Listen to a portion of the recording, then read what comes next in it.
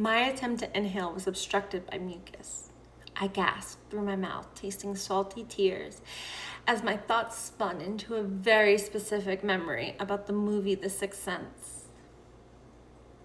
All my friends were talking about it, how scary it was, how it made them jump, how they couldn't stop thinking about it. I wasn't exactly a horror fan, but I was feeling left out. I couldn't be the only one in my class who hadn't seen it, right? Everyone else was in on something I didn't know, and that was starting to bug me. We went to Blockbusters like we always did on the weekends.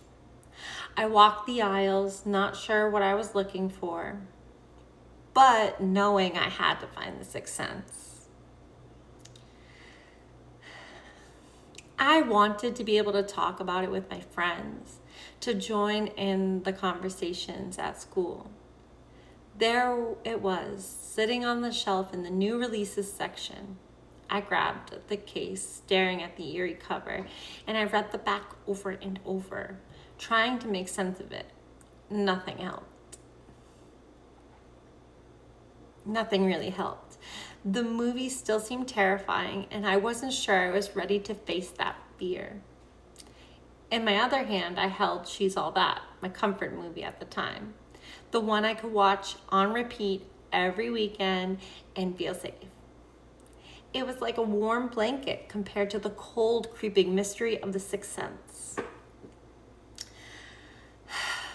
I sighed, unsure, and I wanted to watch the movie, but I wasn't sure if I could handle it, so I put it back on the shelf.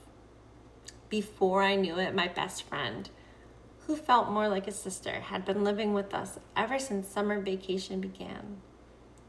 Her home life was a lot harder than most, so she was always around, like an extra member of our family.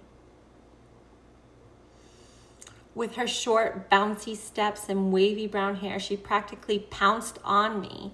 Without a second thought, she snatched The Sixth Sense off the shelf and held it up in the air and yelled, "Hey lady, do you think we could rent this one?" Suddenly, my mind paused this memory, and my thoughts settled on the word lady. Because it wasn't just a nickname for my mom. It became her identity. What started as a random, joking remark I made years ago stuck, and soon everyone who came to our house was calling her that. It felt right. She wasn't just my mom, she was everyone's mom. She always was there with food, a hug, or a listening ear. Our friends felt at home with her, and the name Lady became a symbol of her warmth and strength. She never answered to Mom, but Lady made her whole face light up.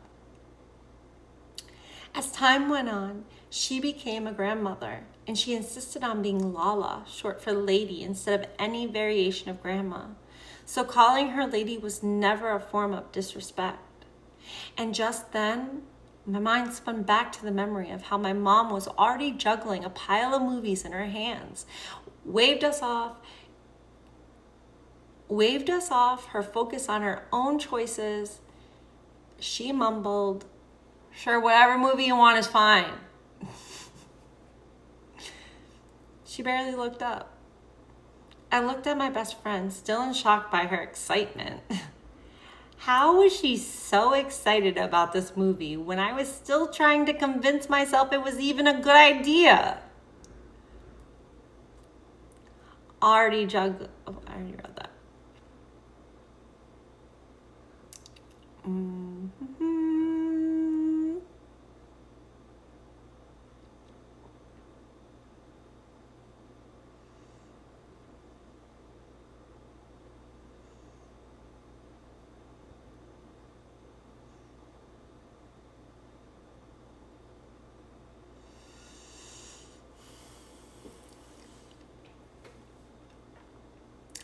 We got home, made dinner, grabbed some desserts, and settled onto the couch. The tension building. The movie started, and right away, I was on edge. The suspense made me jump at every sound. Every shadow flickered on the screen.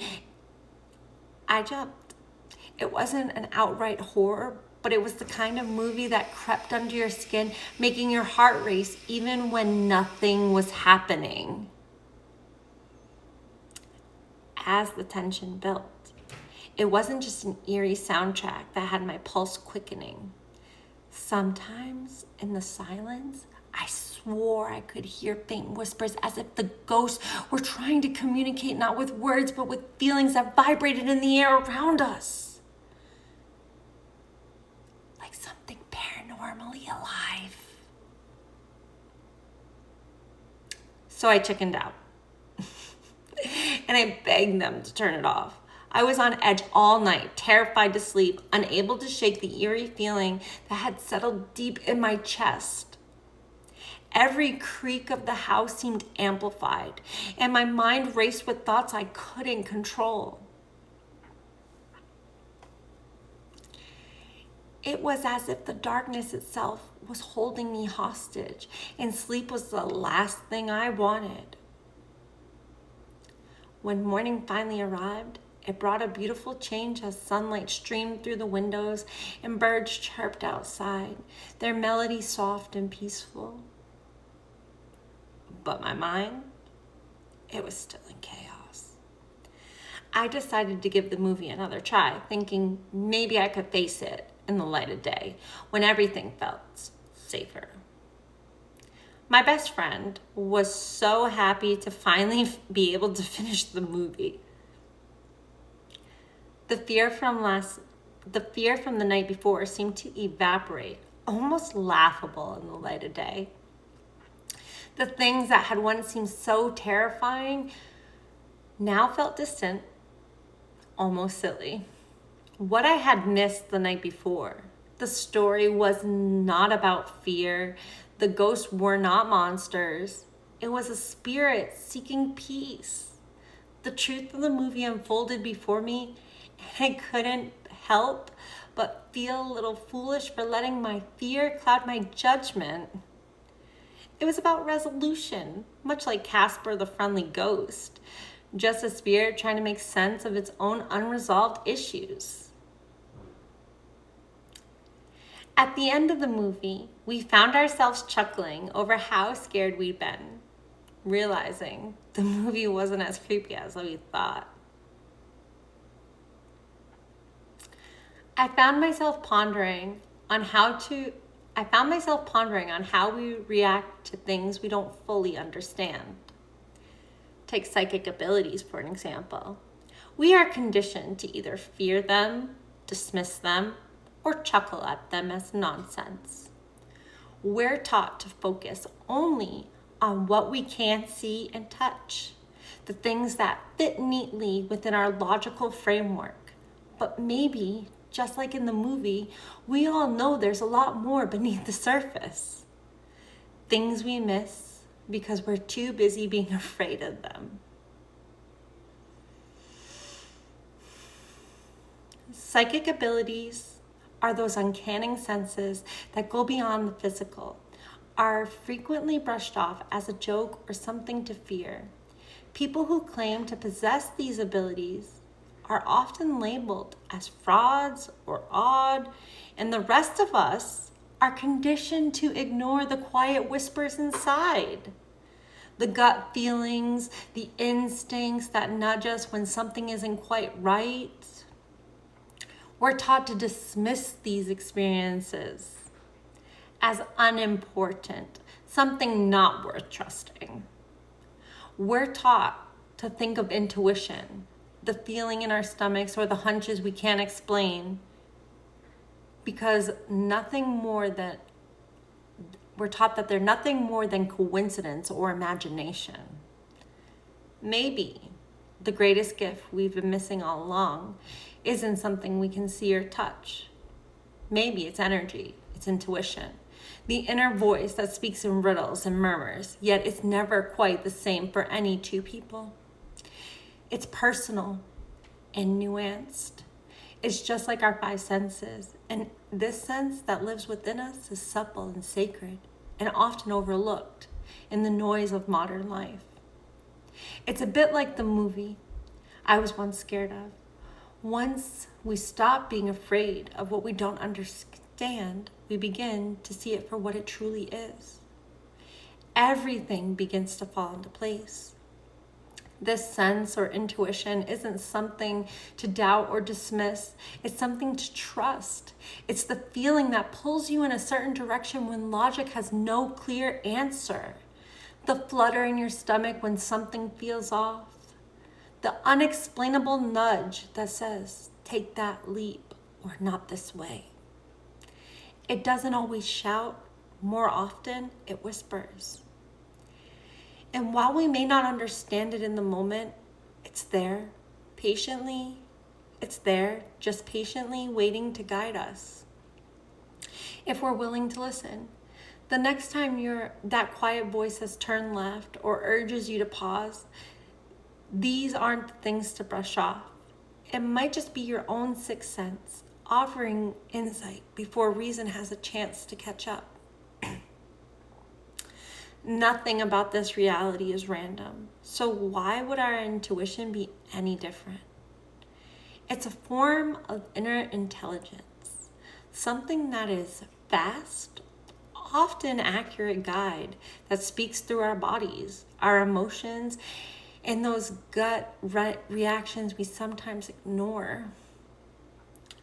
The more we learn to tune in, the more clearly we can recognize its signals. By becoming aware of how we feel, both physically and emotionally, we begin to hear the quiet cues pointing us in the right direction. Trusting ourselves, taking time to reflect, and really listening within, because that's how we refined this inner compass. Of course, developing intuition doesn't happen overnight. It's a process. I've learned it's a blend of practice, patience, and willingness to embrace the unknown. Techniques like meditation and breath work help quiet the mind so we can listen to what lies beneath the surface. Energetic body scans and time spent in nature ground us, reconnecting us with a deeper, more subtle awareness. Journaling, pulling cards, or noticing patterns in our dreams.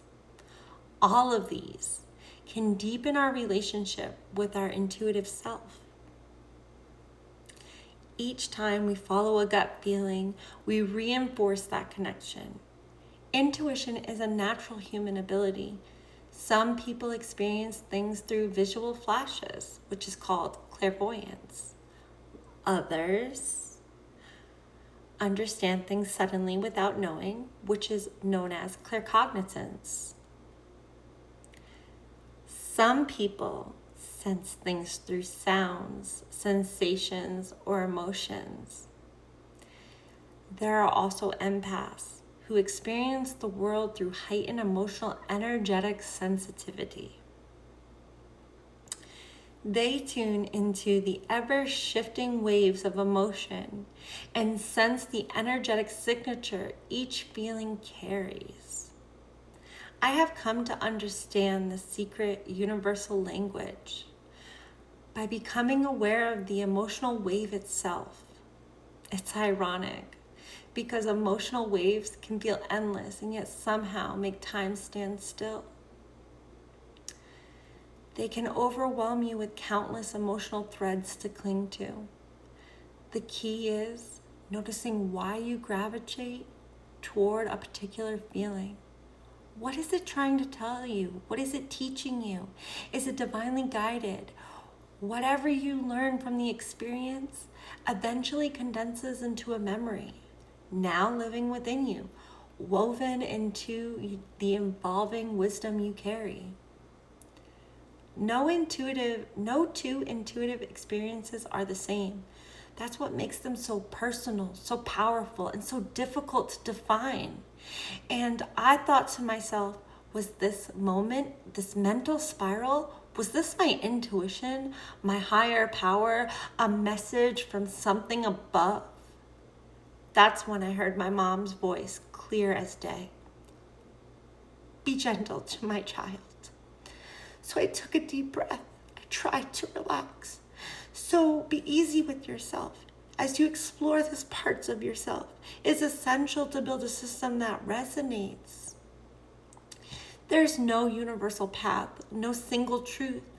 Whether your connection comes through a spiritual practice, philosophical reflection, or something entirely unique, the most important thing is that it feels true to you.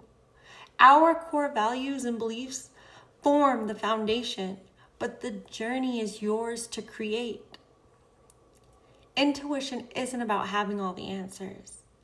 It's about learning to trust your path. And in doing so, we begin to uncover the deeper understanding of who we are and how we move through this vast, mysterious world.